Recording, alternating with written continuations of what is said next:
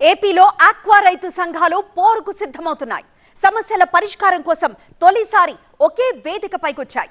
పశ్చిమ గోదావరి జిల్లా వీరవాసరంలో రాష్ట్ర స్థాయి ఆక్వా రైతుల సదస్సు వేదికగా సిండికేట్ వ్యవస్థకు వ్యతిరేకంగా నినదించాయి. ఆక్వా రంగంలోని సీడ్, ఫీడ్, సిండికేట్ కంపెనీల బ్యాన్కు రొయ్యల రైతులు తీర్మానించడం హీట్ పెంచుతోంది.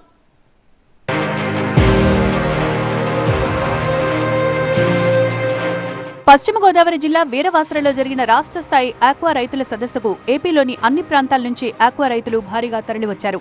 ఈ సందర్భంగా ఆక్వా రంగంలో ఎదుర్కొంటున్న సమస్యలపై చర్చించి పలు కీలక నిర్ణయాలు తీసుకున్నారు. రాష్ట్ర స్థాయి ఆక్వా రైతుల పోరాట కమిటీ ఏర్పాటుకు నిర్ణయించారు. చర్చల ద్వారా సమస్యల పరిష్కారానికి సీడ్, ఫీడ్, ప్రాసెసింగ్ ప్లాంట్ కంపెనీలు ముందుకు రావాలని ఆక్వా రైతులు పిలుపునిచ్చారు.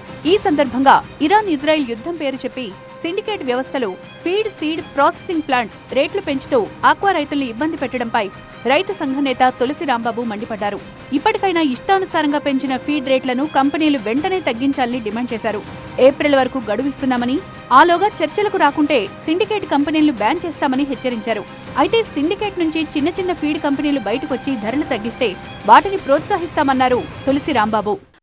సిండికేట్ వ్యవస్థ మీద రైతులు పోరాటం చేయడం మన ఆంధ్రప్రదేశ్లో ఫస్ట్ టైం అనుకుంటున్నాను నేనైతే. అంటే ఇంత మునుపు ఎవరైనా సరే ప్రభుత్వం మీద కానీ లేకపోతే వ్యవస్థల మీద కానీ పోరాటం చేస్తారు. మేమైతే ఓన్లీ సిండికేట్ వల్ల నష్టపోవడం అన్నది దాని మీద మేము పోరాటం. సిండికేట్ వల్ల రైతులే నష్టపోతున్నాం అని అనుకుంటున్నారు. రైతులతో పాటు కొన్ని ప్రాసెసింగ్ ప్లాంట్, చిన్న ప్రాసెసింగ్ ప్లాంట్లు కానీ చిన్న ఫీడ్ ప్లాంట్లు కానీ వాళ్ళు కూడా నష్టపోతారు. ప్రభుత్వానికి కూడా మేము విజ్ఞప్తి అదే, మాకు ప్రభుత్వం ద్వారా ఈ సిండికేట్ వ్యవస్థని కంట్రోల్ చేయాలని కోరుతున్నాం. మరోవైపు ఆక్వా రైతుల సమస్యలు ప్రభుత్వం దృష్టికి తీసుకెళ్లేందుకు సమాయత్తం అవుతామని ఆక్వా రైతు సంఘ నేత భగవాన్ రాజు ప్రకటించారు. అలాగే విద్యుత్ సబ్సిడీని ఏపీ ప్రభుత్వం వెంటనే అమలు చేయాలని కోరారు. ఆక్వా రంగంలో డొమెస్టిక్ మార్కెట్ ను పెంచాలని, రొయ్యలను నేరుగా చెరువుల దగ్గరే కంపెనీలు కొనుగోలు చేసేలా చర్యలు తీసుకోవాలని ఏపీ ప్రభుత్వానికి విజ్ఞప్తి చేశారు.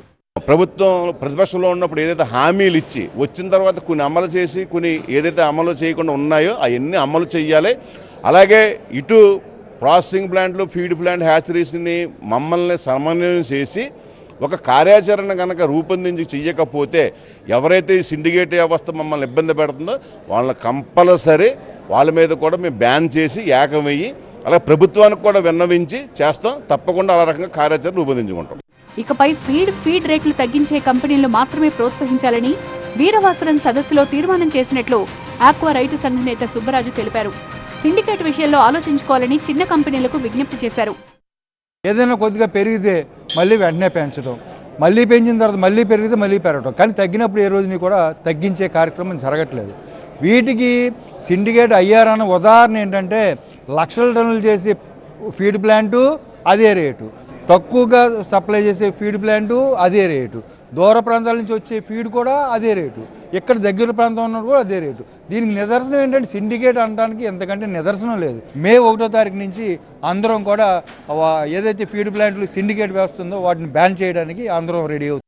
మొత్తంగా ఆక్వా రంగంలో సీడ్, ఫీడ్ రేట్లను ఇష్టారీతిని పెంచుతున్న సిండికేట్ వ్యవస్థకు వ్యతిరేకంగా ఆక్వా రైతులు ఉద్యమానికి సిద్ధమవుతున్నారు. అయితే సిండికేట్ కంపెనీల బ్యాన్ నిర్ణయంపై తగ్గేదే లేదని, చర్చలకొస్తే మాత్రం ఆలోచిస్తామని ఆక్వా రైతులు చెప్తుండడం ఆసక్తిగా మారుతోంది.